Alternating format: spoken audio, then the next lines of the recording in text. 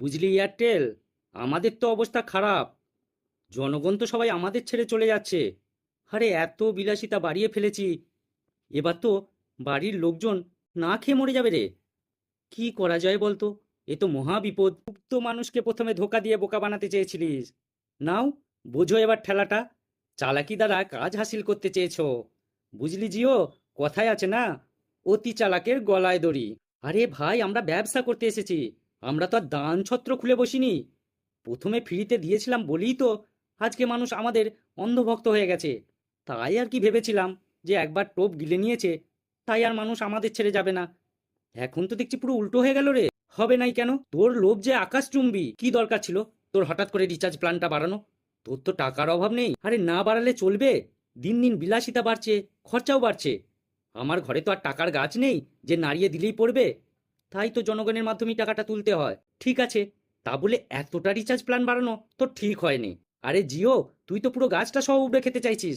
আরে তোর জন্যই তো আমাকেও প্ল্যান বাড়াতে হলো, মানে আর কি রিচার্জের প্ল্যান। এবার বোঝ ঠেলা, জনগণ আমাদের ঘটি বেঁকিয়ে দেবে, সব বিএসএনএল এ চলে যাচ্ছে। এবার মাথা রাখিস, ভাতও যাবে, ভাতারও যাবে। এই জিও এয়ারটেল, তোরা আমার নামে কি উল্টোপাল্টা বলছিস তখন থেকে ফুসুর ফুসুর করে?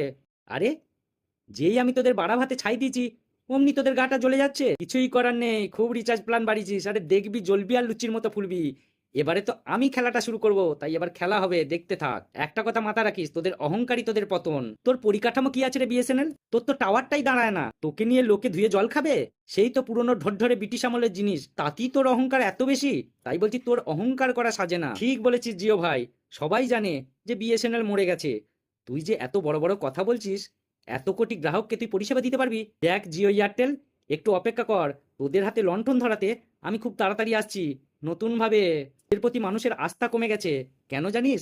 তোরা আমার মতো কম প্ল্যানে রিচার্জ পরিষেবা দিতে পারবি না। আর একটু বাইরে গিয়ে খোঁজ খবর নিয়ে দেখ, তোদের ছেড়ে সবাই বিএসএনএল এ জয়েন করছে, মানে পোর্ট করাচ্ছে। তাই আনন্দ তো একটু হবেই।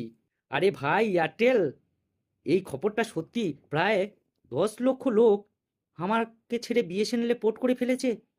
আমার তো পুরো রাতের ঘুম উড়ে গেছে রে। আরে ভাই জিও, আমারও তো তাই অবস্থা।